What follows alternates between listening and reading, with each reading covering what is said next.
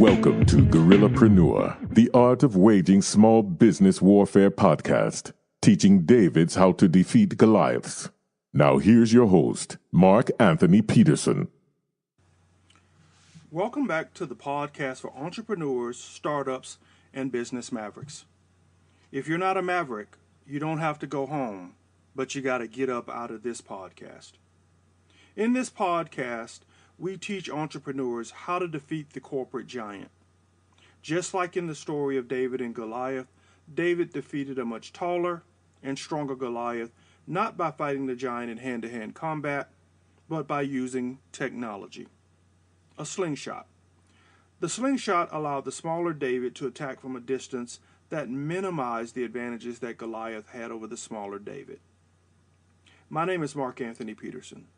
I am a serial entrepreneur, a futurist, and the managing executive at Serial Consulting, a leading small business strategy and technology consulting firm. I am also the author of the book Guerrillapreneur, Small Business Strategy for Davids Wanting to Defeat Goliaths, which is available on Amazon, Barnes & Noble, and iTunes. This podcast is brought to you by Serial Consulting. An idea can launch a business. A strategy can take it global. Hey guys, I want to remind you that we're on Patreon. Patreon.com/Guerrillapreneur. Please support the show. Your support is going to help us launch a fab lab in the Black Belt in rural Alabama. We're going to help bring technology and excitement and innovation to a community that is typically focused on an agrarian lifestyle. We're going to try to infuse that with technology that will bring jobs and economic development to the region. If you can't support the show financially, you can support the show by sharing the show, by liking the show, by commenting on the show, and spreading the word and getting others to join the tribe. We appreciate anything that you can do. Today's show is a Guerrillapreneur news show. News about the sharing, gig, and circular loop economies that is expected to grow to $335 billion by 2025. What's first in Guerrillapreneur news? Amazon is buying Ring doorbell for about $1 billion. This is an interesting acquisition because I think it's going to open the door to more gig jobs and gig opportunities. When you think about where Amazon is going, they want to be able to gain secure access to your home or to your apartment. And to do that, they need to have confirmation that certified individuals completed the transaction. One way to do that is with biometrics. A fingerprint or facial image, some sort of video confirmation. For those of you who are customers of Amazon, you may have noticed that when a driver that's not UPS or FedEx delivers your package, they will put the package at your front door, whip out their smartphone, and either take a video clip or a picture of the package at your front door before they leave the residence. That's to confirm delivery so that they get paid, and to confirm delivery so that Amazon and the vendors who shipped have proof of delivery. Well, buying Ring doorbell gives them all of that in one integrated solution. And think about some of the other products that Ring has. The Spotlight with video and voice integrated into it. The doorbell that also gives you video, voice capability, and it has a storage component in the cloud that can be retrieved years after for proof of confirmation of delivery or access to a particular residence. So Amazon buying this makes a lot of sense when you think about the businesses that they want to support that require home delivery. And you think about some of the technology that they already have in place. The Amazon Web Services, which already has a solution called Recognition, which can identify objects, and it already has facial integration integrated into it, will bolt on nicely to a Ring doorbell solution that gives Amazon the ability to do in the physical world what they do online, which is to offer merchants the ability to ride their infrastructure and perform services because they are trusted to Amazon and therefore they should be trusted to you. So if you're a small vendor that provides gig services, repairs toilets or sinks, and you are a trusted Amazon vendor, you can walk up to a Ring doorbell, press the button, get visual confirmation that you are the vendor that's supposed to enter that home. When it's confirmed by the Amazon Web Services, the recognition, they could let you in, let you perform the services, and then confirm the time that you left when you leave the residence using that same Ring doorbell, and have video of the entire transaction end to end that they can deliver directly to the customer, which Ring does now, and store in their archives in case there's any sort of dispute. Great acquisition, opening the door to a lot more than just Amazon delivering. All of their trusted partners could ride on this infrastructure and recreate the way we think about commerce. So what's second in Guerrillapreneur news? Social scores might signal the end of religion as we know it. Social credits, to be more specific, may signal the end of God. How many of you watched the show Black Mirror? The season 3, episode 1, called Nosedive, shows a world where everyone is given immediate feedback on every social transaction. How you speak to the mailman, how you speak to the banker, the teller, the used car salesman, are immediately graded to give you a social score. Based on your social standing or social credit, you're able to perform tasks within society at either a higher or a lower cost. It also determines where you can live. The higher the social credit, the better apartments you can get with better financing rates. The lower your social score, the more you're excluded from society, and the more you are excluded from premium jobs. Unfortunately, that world is closer to reality than we think. In 2014, the Chinese government announced that it was going to develop what it called social credit. The State Council, China's governing cabinet, publicly called for the establishment of a nationwide tracking system to rate the reputation of individuals, businesses, and even government officials.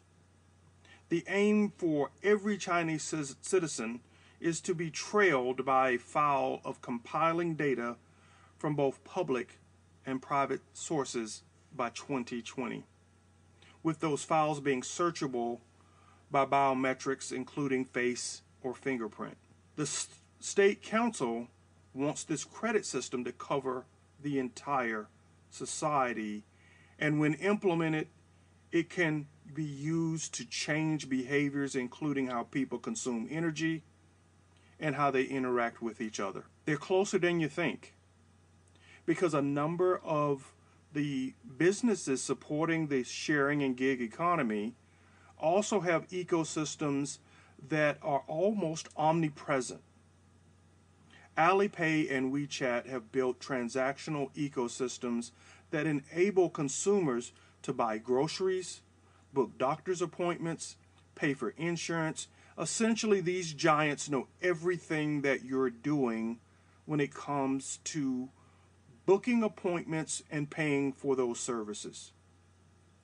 When you link that together with what the Chinese government calls the social credit, you basically have the ability to give someone a personal FICO score. And I think that's exactly where they're headed. ZimaPay, which is a credit system that also embodies personal credit, is pushing towards a personal FICO score that they would link to a QR code that would tie people's transactional history to their social profile. So how does this get rid of religion? Well, think about it. Before you had an all-present internet with ecosystems that knew exactly where you were and where you were buying at all times, we had to have a social construct that did exactly the same thing. What does Santa Claus do? He's watching the naughty and nice and making a list so that only the good kids get presents.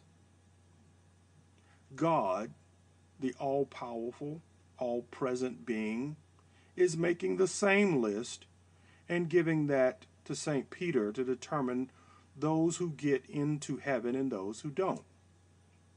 Those social constructs help to bind together society so that people put others first and kept communities moving in the right direction.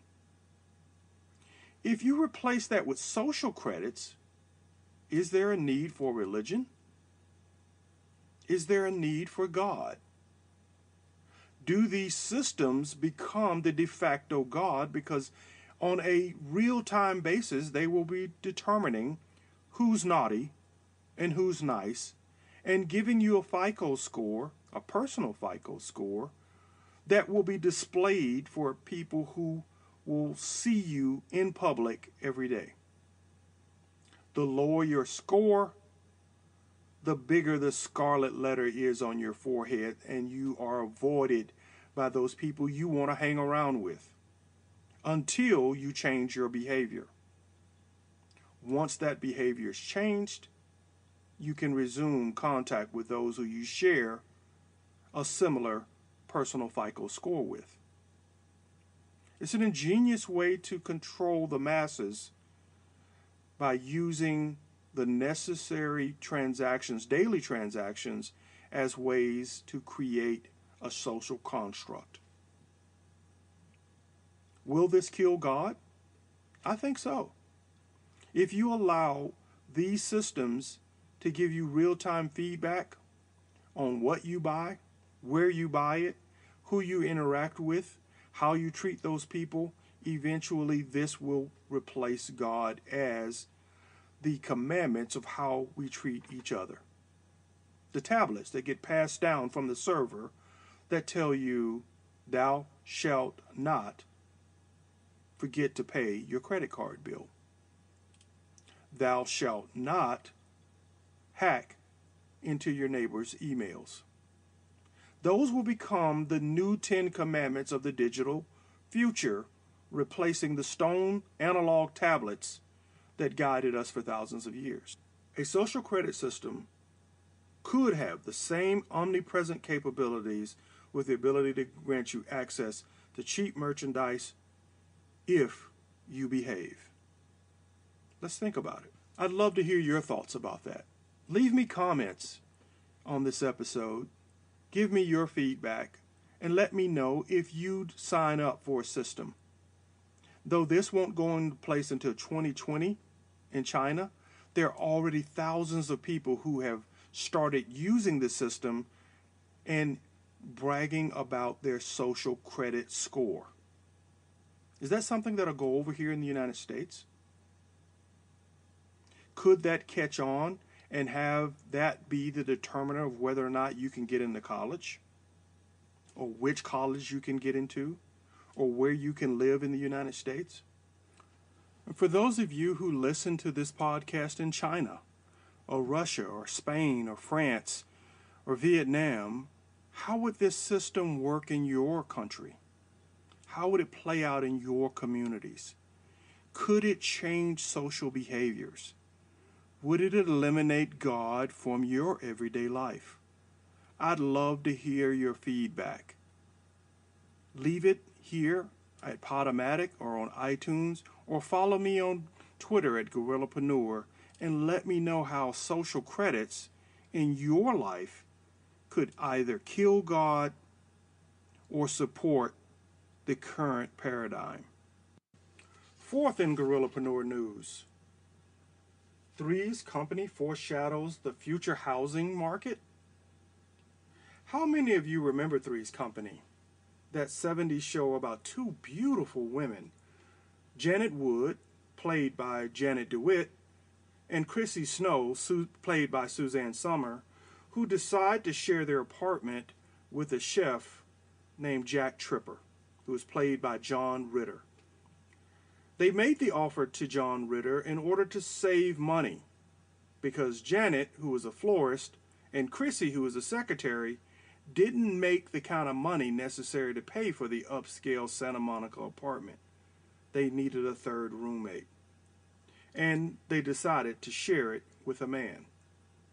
That doesn't sound too risque today, but in the 70s, apartment complex owners frowned on unmarried couples sharing an apartment, let alone two women, very attractive women, sharing it with a man. But Three's Company may have foreshadowed what the future housing market was going to be like. These three shared this apartment and lived platonic lives. Janet, Chrissy, and Jack had their own social relationships, their own financial woes, and though they discussed them, they were each independent of the other. The sitcom lasted from 1977 to 1983. And like I said, it may have foreshadowed the future of America's real estate market. Platonic cohabitation and co-ownership. I told you. I told you last year, and I told you again this year, that the gig economy was going to eventually push for co-ownership, platonic co-ownership of homes in order to build equity. Because these gig jobs aren't offering the type of pay that would allow an individual or even a couple to buy the upscale homes that their parents were able to acquire. That these gig workers are going to come together in groups and co-own these facilities and share them amongst themselves. And it has finally happened. The launch of a platform called Cohab in Australia has made it easy now for first-time homeowners to buy property that was out of their reach prior to the launch of this platform. This platform, which is described as the Tinder of the real estate market, allows individuals to find people who match their social or economic backgrounds and platonically buy property together that they would otherwise be locked out of.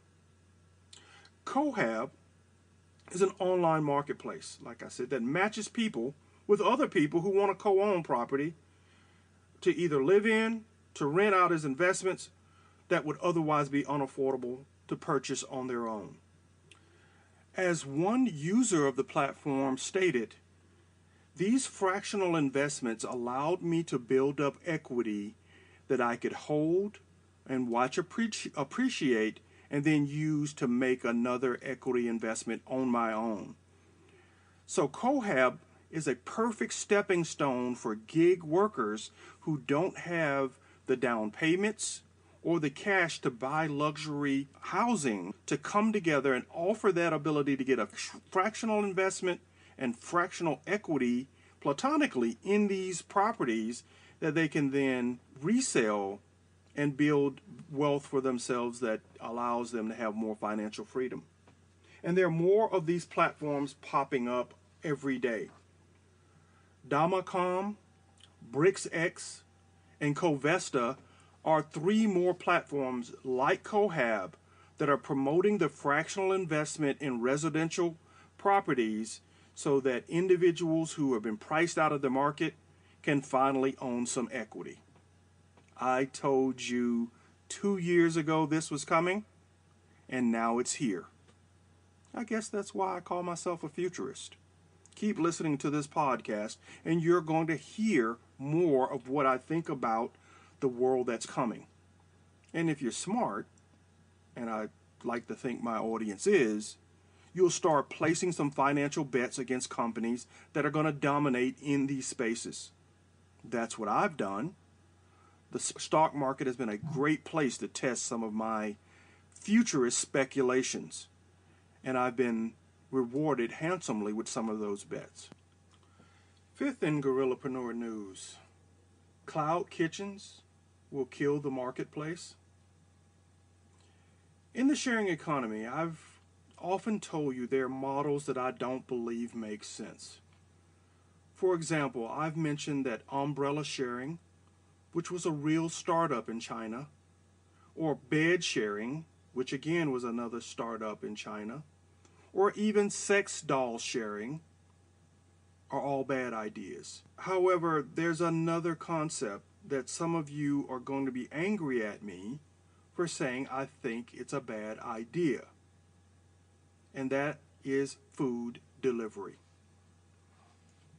Services like Uber Eats and Deliveroo run capital-intensive businesses on very slim margins.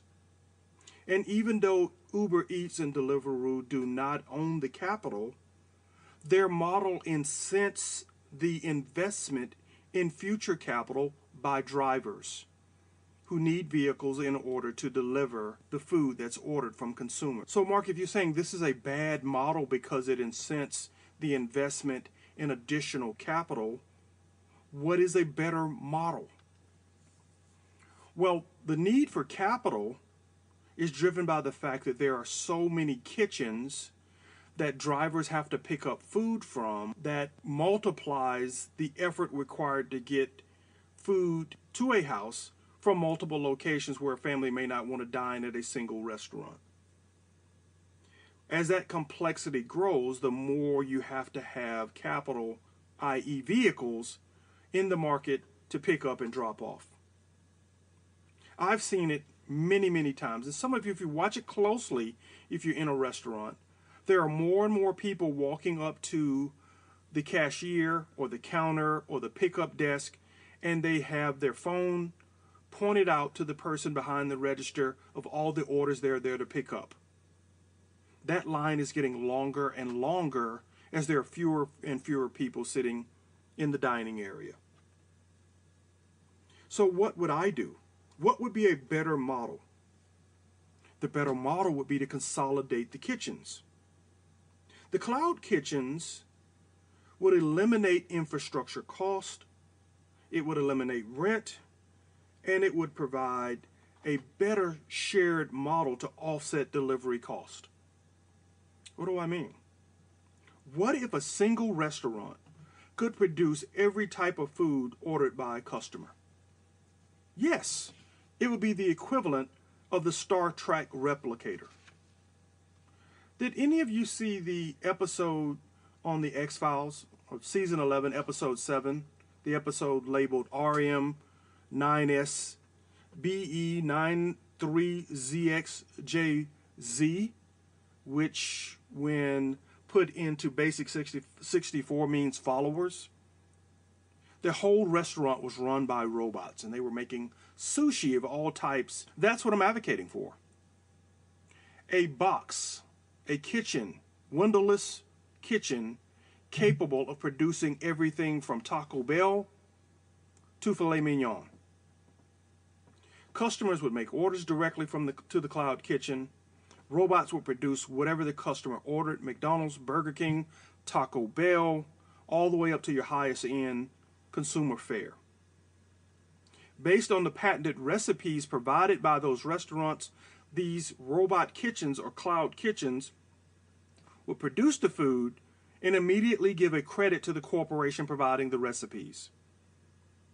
Of course, in the future, driverless cars would deliver the meals directly to the consumers right out of the cloud kitchens. Now, in the future, you'd have this kitchen built into your home.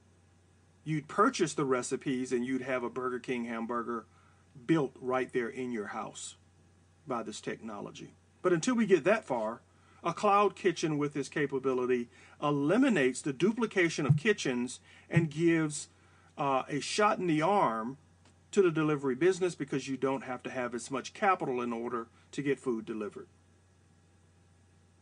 So in this world, the patents become the prize. Coca-Cola, with their patented formulas for producing their beverages, would only need a soda stream type device in the home or in the kitchen to instantly generate fresh Coca-Cola on demand. Likewise with the Big Mac or the Whopper coming out of the same kitchen. Am I thinking too wildly? I think not. Grubhub has already taken the first evolutionary step by making a significant investment in Yum Brands. You know Yum Brands. These are the owners of KFC and Taco Bell, and Grubhub's hope is that they can influence the orders towards these restaurants so that they can affect the deliveries that they make. Kind of cool, huh? Well, they're not the only ones. Food aggregators are getting into the game of actually creating cloud kitchens. In January of this year, food aggregator Swiggy launched its first cloud kitchen, the Bowl Company. And not to be outdone, this month, Zomato, or Zomato, tomato, let's call the whole thing off, they also entered the cloud kitchen market. Zomato's cloud kitchen project is called Zomato Infrastructure Service, and their goal is to help restaurants by starting cloud kitchen pods where the restaurateurs would have zero infrastructure costs. Zomato would create the kitchens, up to 4 of them in a pod, these mini kitchens, and the restaurateurs would just walk in and rent the kitchen space. Zomato will provide the real estate, the equipment, and all these guys have to do is walk in and start cooking the types of foods that Zomato believes want to be delivered in that area. It's a great model. Zomato is going to collect a percentage of the revenue, and the restaurateur never pays any fixed costs associated with the service. They just pay the fee for the services rendered by Zomato in order to generate leads and advertising plus a percentage of the revenue. So Zomato is going to go out and do all the market research and say, in this area, these types of foods are demanded by the market. And they'll staff them with restaurateurs who are capable of delivering them, and then they'll drive demand to those restaurants and deliver them to those consumers. That's hot. Zomato would also offer a front where customers can select dishes from different restaurants and have them delivered in the same order. Now, I like that.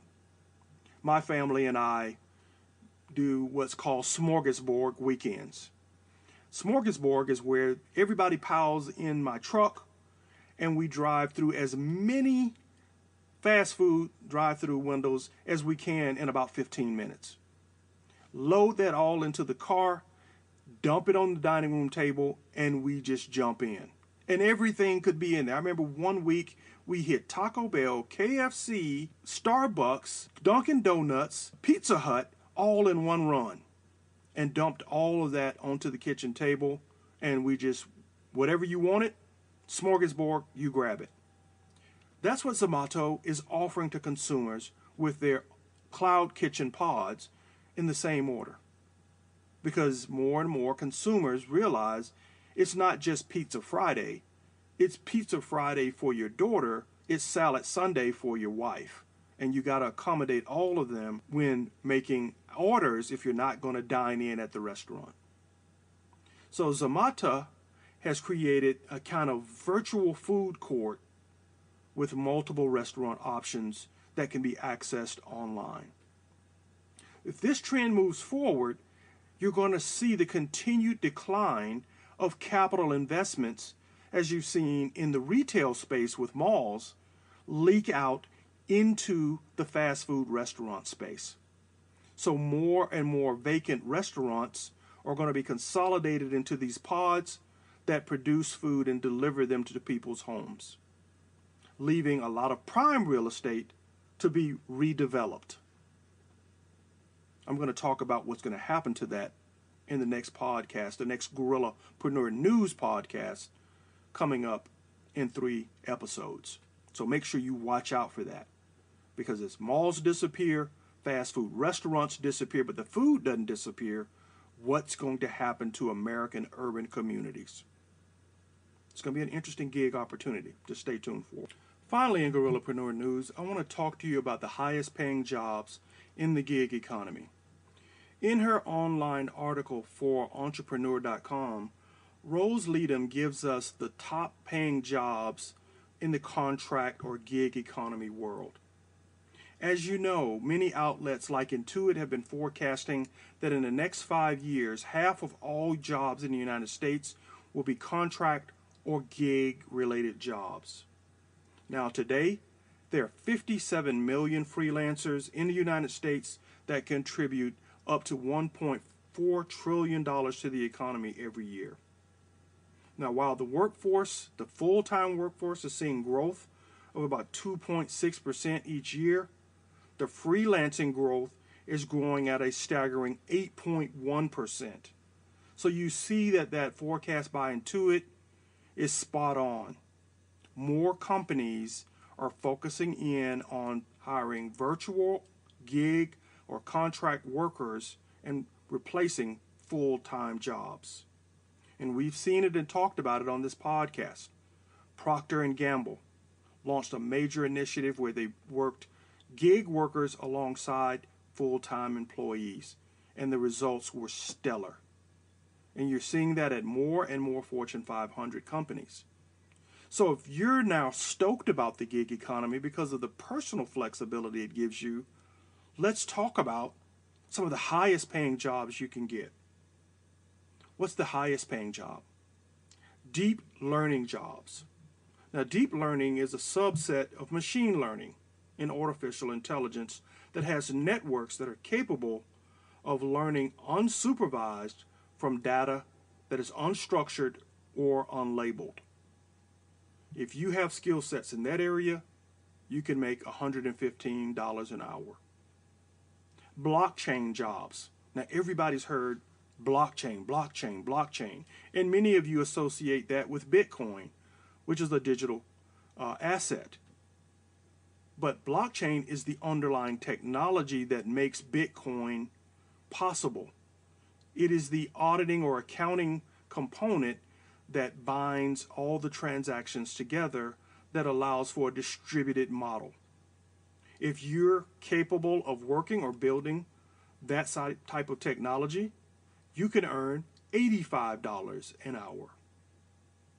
Robotics. For all of those kids who are competing in the robotics contest around the country and building machines that can move boxes from one side of the room to the other, you can earn almost $80 an hour. What if you are good at software, but even better at testing it and trying to break into it and figuring out the security holes in it? Penetration testing. You could earn almost $70 an hour. Now, speaking of blockchain, let's look at those digital assets. If you are capable of working on Bitcoin, $65 an hour. I mentioned earlier in the show about facial recognition and video capture with Amazon and Amazon Web Services. Well, if you can program an Amazon Web Services, you can earn $50 an hour. Virtual reality, also $50 an hour. React.js, which is a JavaScript library that's maintained by Facebook and it's used to build user interfaces, you can earn $40 an hour. Final Cut Pro, which is a 360-degree video editing and motion graphics capability, you can earn $30 an hour. And then finally, Instagram marketing. If you can get more eyeballs on images that are on Instagram, you can earn $30 an hour.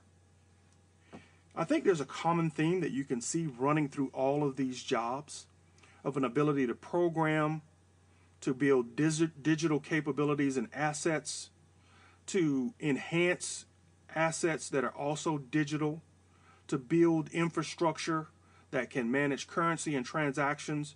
All of these are the building blocks for the gig economy.